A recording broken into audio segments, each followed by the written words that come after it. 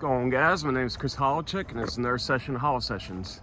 And today's topic is contentment breeds animosity. And the inspiration of this subject came from one of my recent Bible study teachings or learnings, and also from church this past week. We're talking about Jesus. One of the verses, or I think it was in Luke, it was showing where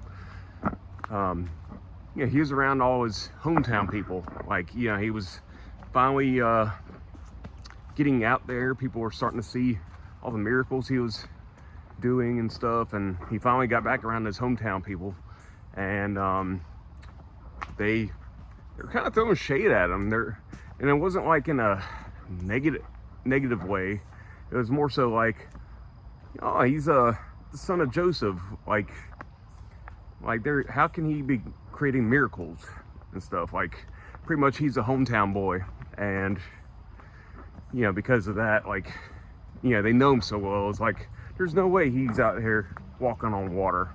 Like, he's just a normal guy. And that got me thinking a lot to my current situation in life, and how many current situations, I should say, where I've had people where they get too comfortable with you, and after a while they start, I don't know if it's necessarily animosity, but they just get used to you, where they always think you're going to be there. Just, they don't really put as much effort into seeing you and stuff. And I know a lot of my friends, as I said in my last video, have kind of fallen off out of my life, just from just life in general. Marriage and having kids takes up a lot of people's time, which is understandable. But I was mentioning in the last video too how I got off social media, just not give people an easy access to my life. And again, it's like familiarity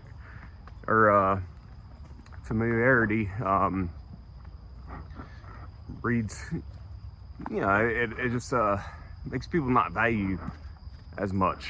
Like, if I'm posting on my stories all the time and people are checking, it gives them no motivation to talk to me. It's like a cheap way of them to be able to keep in touch. Like, they don't have to like reach out or nothing.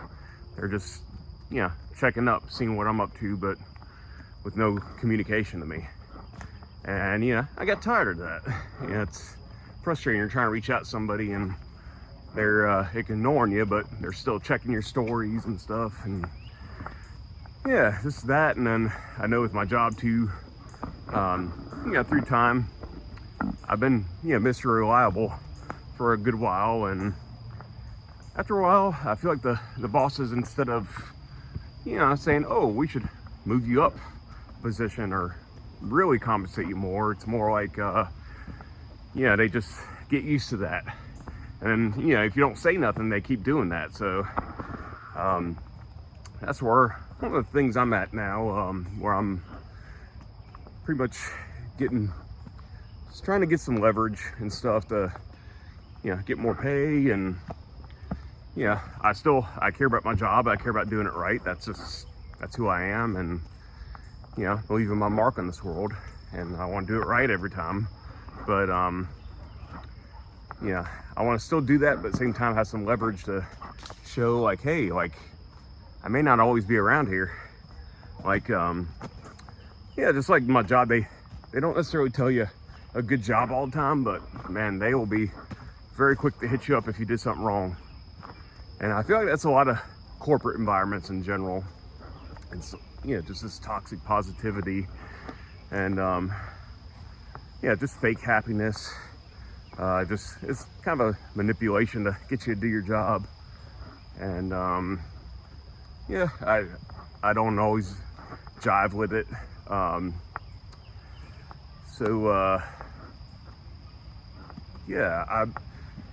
It's not just that too. Like, I don't know, like, well, also there's situations of people that maybe aren't too familiar with me, that maybe aren't used to me and do appreciate me, that I've caught myself trying to distance myself at times, keep them from getting too familiar with me and having that contentment in me, or familiarity. For example, I know a church, I actually just went there about a couple hours ago, and I was kind of in a rush to get out because I had a bunch of work to do. It's still the busy season right now, but a lot of people were wanting to talk to me, and I feel a little bad. I was kind of being short with them, trying to get out of there so I get back to work, get things done. I did have things I needed to do, but I feel like I did that partially in a subconscious way to not get too close. I've had tendencies of that in the past, not get too close to people, because then they start resenting you, and they know you too well to where they don't appreciate you. So sometimes I'll naturally like distance myself, not to be mean, but so I'm not as available, so people value me more. And that's something I've had to catch myself with. And that's something, anybody watching from my church, I'm sorry I rushed out. I do feel bad about that. Just I guess I'm so motivated to get the job done, and I'm so caught up in my schedule, but forget about people who are there for me. And that's something I've had to catch myself on. And it's sometimes we're used to people not appreciating us, that we have these defense mechanisms we create to try to keep people in our lives, and even though it seems counterintuitive, but I'd say the main point of this is try to appreciate who you have around you, even if they're there all the time, even if you feel like they're going to be there forever. They're not. Like I've lost a lot of loved ones, and I know that for a fact. When they're gone, they're gone. Like you think in your mind, like, where how you're going to handle it, and try to mentally prepare yourself if you are sick and you think you're about to die. But once they do pass, it's nothing can prepare you for that. It doesn't matter how much you try to mentally pump yourself up and prevent from hurting, you're still going to hurt, because it's like that realization that you're never going to see that person again, unless it's through like a picture or a video. It's like that person's gone forever. Gone in heaven, hopefully, but in this physical world, they're gone, and they're never coming back. And that's something I've had to catch myself. I get too busy with my job, and I'm complaining about people getting too content with me, and I've done the very same thing. Just blowing people off, assuming I'll just see them next time. Well, there's not always a next time. You never know. It doesn't matter how healthy somebody is. God forbid something could happen, and they're gone. So it's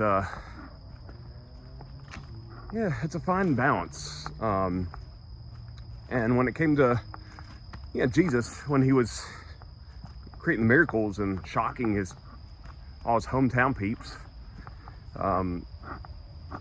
sometimes you have to lead with action, lead with what you do, and show people your value instead of talking about it. Plus, if you got to talk about it and stuff, they probably don't see the value anyways. So that's what I know is best, just leading by example. And just try to value everybody in your life. And even with my job, when I get animosity and stuff and don't feel appreciated, I also do realize one day I won't be with this job, and the people that I work with, I won't really see them much anymore.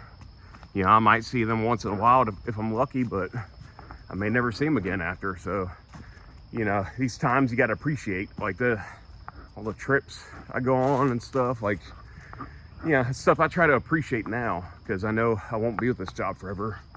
And these things that seem annoying and stuff, I know I'll miss it one day. And yeah, it's a crazy little balance there. And yeah, just any lesson learned here is just appreciate everybody. Don't wait for them to die to appreciate them. Like, I've heard that so many times in funerals where people are like, oh, we gotta make more time for each other. We can't keep blowing each other off. And they'll make an effort for a couple of months, but then they eventually heal from the death and go back to what they were doing before and forget the whole lesson. So it's it's easier said than done, but yeah, just appreciate what you got in the moment, even when it's annoying you. Appreciate the people in your life, even when they're annoying you, because they're not gonna be around forever. And yeah, that's the one certain thing in life is change. So yeah, that being said, hope you enjoyed this content. If you did, please do like and subscribe to my channel, leave a comment, and share your thoughts. I always love to hear people's perspectives.